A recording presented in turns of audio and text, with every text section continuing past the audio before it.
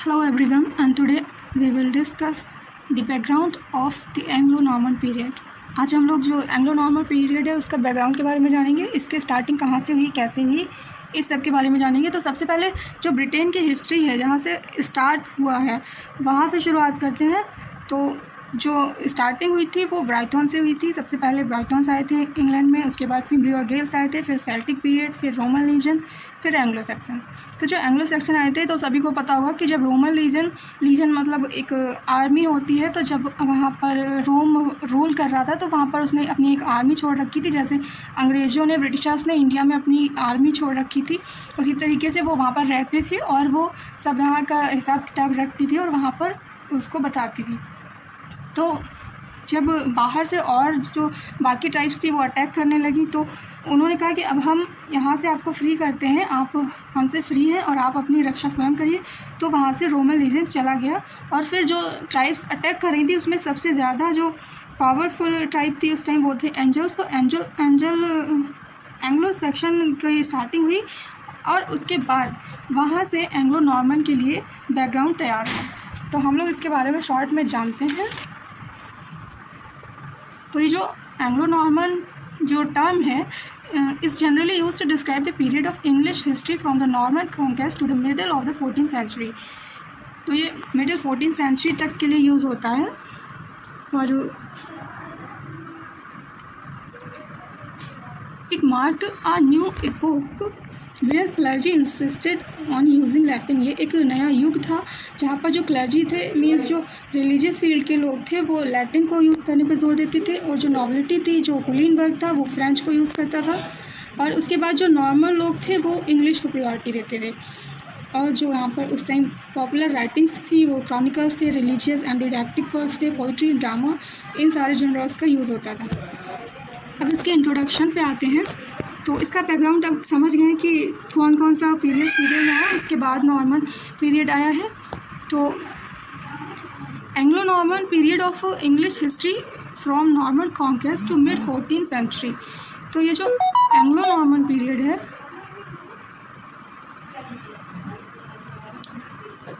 ये English history से start होता है, नॉर्मन कॉन्क्वेस्ट से, और मिड 14th सेंचुरी तक रहता है।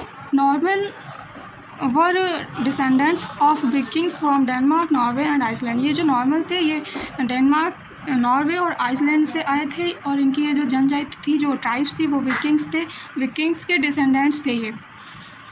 अब थोड़ा अलग से एक्स्ट्रा जानकारी ले लेते हैं इसको समझने के लिए।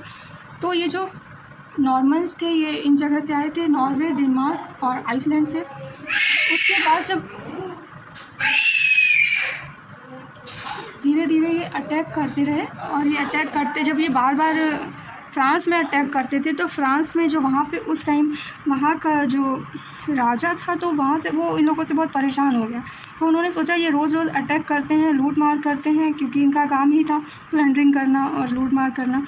तो उसने सोचा जब ये रोज़ रोज़ इस तरीके से परेशान करते हैं तो ऐसा करते हैं कि यहाँ पर इनको एक पीस ऑफ लैंड दे देते हैं, ये लोग यहीं रहें, यहीं खाएं। और उसे ऐसा लगा कि जब ये लोग यहीं रहेंगे तो शायद फिर ये इस तरीके से यहाँ पे आतंक नहीं फैलाएंगे। तो नॉर्थ वेस्ट में फ्रांस में ये सेटल हो गया। जो विकिंग किंग था, जो रोलो था, इनका जो चीफ था, उससे उन्होंने एक ट्रीटी कर ली, treaty of Saint Clair sur Epte. उसके बिहाफ पे किंग चार्ल्स ने इनको वहाँ पर एक लैंड दे दी, जो कि ये लोग नॉर्मन्स थे, तो उस लैंड को जहाँ पे रहते थे उसको नॉर्मंडी या नॉर्मनी बोला गया। तो वहाँ से इनका ये टाइटल स्टार्ट हुआ है नॉर्मन का। तो उन्होंने वो लैंड वहाँ पे दे दी, ये लोग वहाँ पे रहने लगे। तो उसे लगा अब ये यहीं रहने लगे हैं, मेरी ही कंट्री के लोग सिटीजन बन गए हैं, यहीं के निवासी बन गए हैं, तो अब ये यहाँ पर अटैक नहीं करेंगे। लेकिन जिसका जो इनेट गुण होता है वो नहीं जाता है, तो उसने ऐसा सोचा, पर ऐसा कुछ हुआ नहीं। तो Normans were descendants of Vikings from Denmark, Norway and Iceland. Treaty of Saint Clair sur Epte, French king Charles gave land in round north France to Viking leader Rollo. जो रोलो था उसको एक लैंड दी गई थी उसको ये Normandy बाद में कहा गया। Normans converted to Christianity. जब ये नॉर्मन्स फ्रांस में रहने लगे तो ये क्रिश्चियनिटी में कन्वर्टेड हो गए और ये वहाँ की लैंग्वेज भी इन्होंने वहाँ की सीख ली, वहाँ के लॉज को भी अपना लिया, कस्टम्स को भी अपना लिया। ये हर तरीके से अब वहाँ पर फ्रेंच बन गए थे, बस लैंग्वेज में अलग थे। इनकी लैंग्वेज अभी भी ये नॉर्मन ही यूज़ करते थे।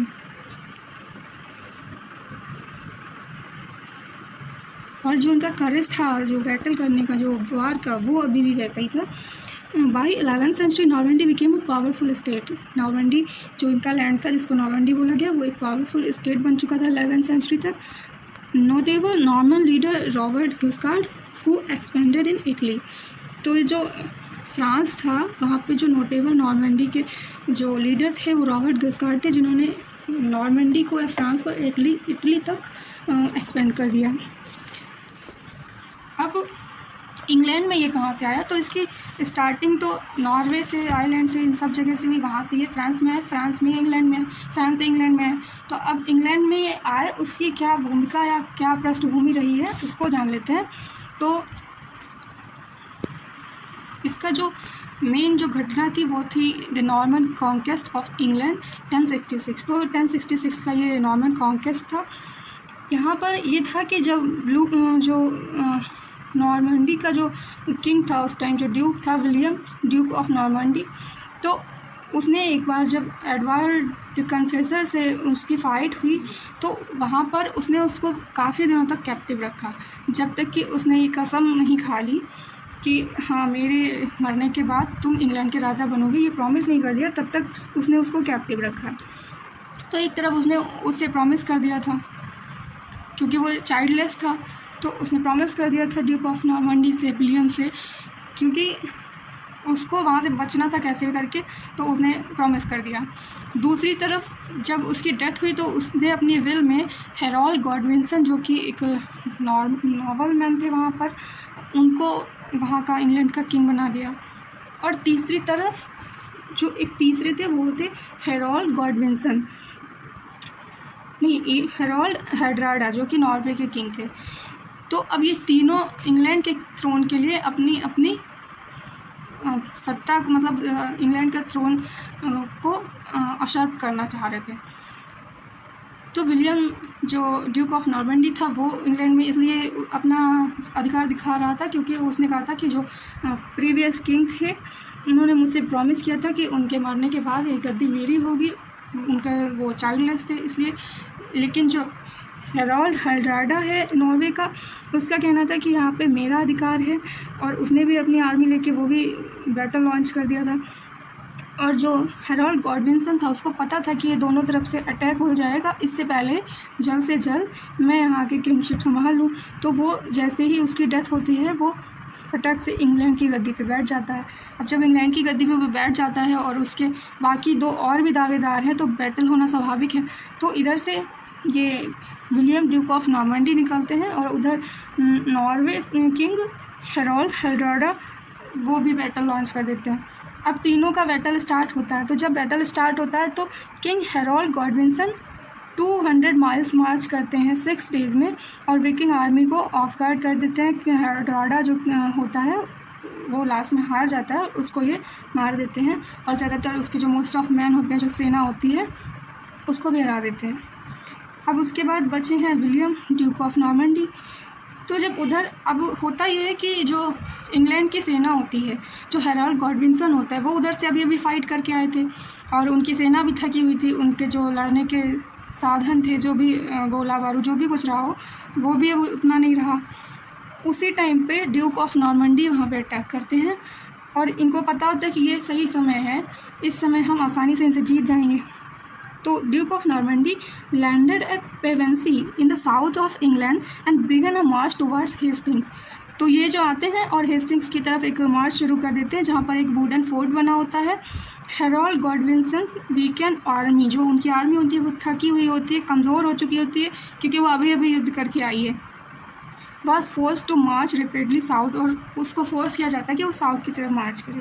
तो इनका युद्ध चलता है और लास्ट में हेरोल्ड जो होता है Towards the end of the day, the leader of the English herald fell when a Norman arrow struck him in the eye. तो जो डे का एंड होता है तो जो इंग्लिश किंग होता है हेरोल्ड, उसकी लास्ट तक डेथ हो जाती है क्योंकि नॉर्मन्स की तरफ से एक एरो आता है, वो सीधे उसकी आई में लगता है। As a result the English were routed and the French were victorious by nightfall. तो रिज़ल्ट क्या होता है उसका कि जो फ्रेंच होते हैं, जो ड्यूक ऑफ नॉर्मंडी होता है विलियम, वो वहाँ पर जीत जाता है और हेरोल्ड जो है वो उसकी डेथ हो जाती है। तो इस तरीके से ये इसको कॉन्करर कहा गया है कि William Duke of Normandy conqueror, ये अब इंग्लैंड की गद्दी पे बैठता है। और इस तरीके से जो बैटल ऑफ हेस्टिंग्स है जो कि 14 अक्टूबर 1066 में हुआ है, वहाँ से एंग्लो नॉर्मन पीरियड की स्टार्टिंग होती है। अब हेरोल्ड डिफीटेड अ विकिंग किंग, इस नोट्स में पढ़ लेते हैं, अभी तो मैंने आसानी से समझा दिया अपनी भाषा में। तो जो नॉर्मन कॉन्क्वेस्ट है, Edward the confessor died childless, वो चाइल्डलेस, उसकी डेथ हो जाती है। सक्सेशन डिस्प्यूट, अब जो उत्तराधिकारी है उसके लिए डिस्प्यूट शुरू हो जाता है। हेरोल्ड गॉडविंसन क्राउन किंग होते हैं वहाँ पर। William Duke of Normandy claimed the throne, वो क्लेम करते हैं क्योंकि वो कहते हैं मुझसे इन्होंने प्रॉमिस किया था कि मेरी मृत्यु के बाद यहाँ पर तुम राजा बनोगे, तुम इंग्लैंड की गद्दी के हकदार होगे। तो जब फाइट स्टार्ट होती है तो बैटल ऑफ हेस्टिंग होता है। बैटल ऑफ हेस्टिंग में ड्यूक ऑफ नॉर्मंडी जीत जाते हैं और इंग्लिश किंग हेरोल्ड की डेथ हो जाती है।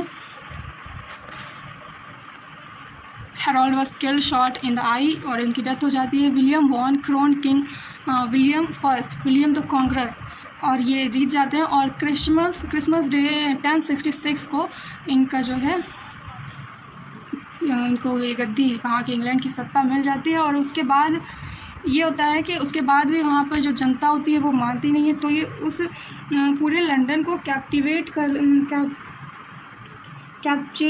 कर लेते हैं कि जब तक तुम खुद का समर्पण नहीं करोगे, हार नहीं मानोगे और मुझे अपने राजा की तरह स्वीकार नहीं करोगे, तब तक ये युद्ध चलता ही रहेगा। तो एट लास्ट जो वो लंदन है वो कैप्चुलेटेड कर देता है, सरेंडर कर देता है।